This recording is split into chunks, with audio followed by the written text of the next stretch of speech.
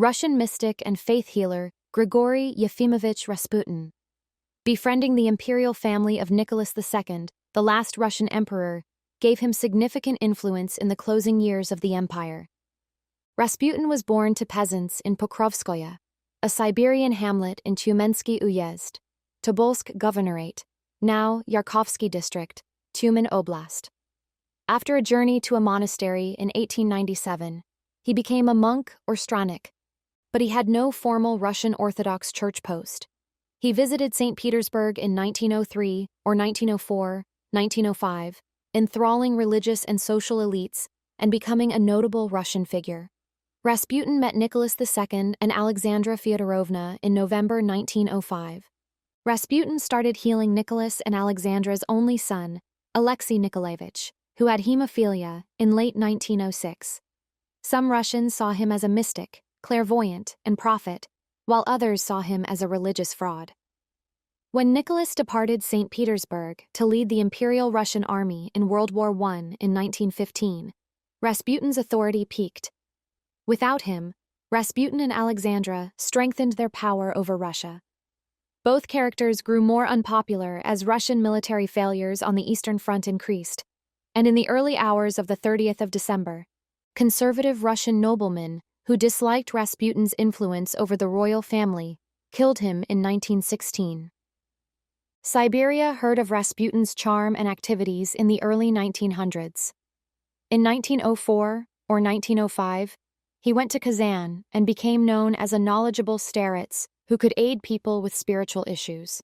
Despite claims that Rasputin had sex with female followers, local religious authorities liked him.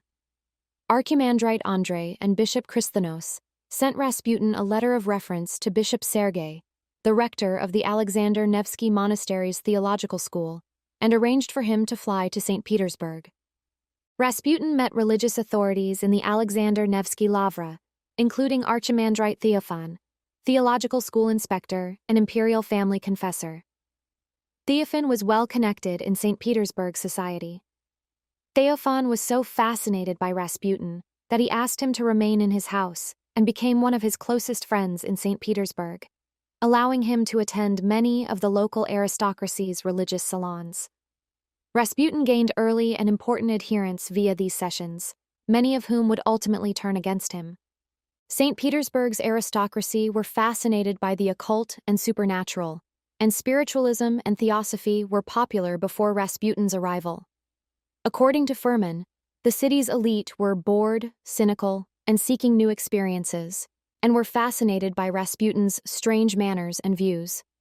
A group of nobles, led by Prince Felix Yusupov, the husband of the Tsar's niece, and Grand Duke Dmitry Pavlovich, Nicholas's first cousin, lured Rasputin to Yusupov Palace on December 29, 1916, out of fear of his growing power and his suspected plot to make a separate peace with the Germans.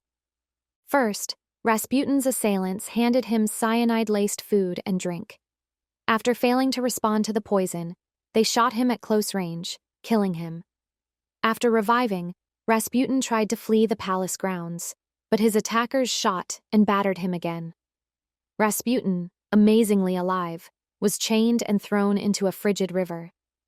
The major conspirators, Yusupov and Pavlovich, were deported once his corpse was found some days later.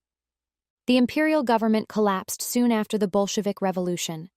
The Romanovs' long, gloomy rule ended with Nicholas and Alexandra's murder.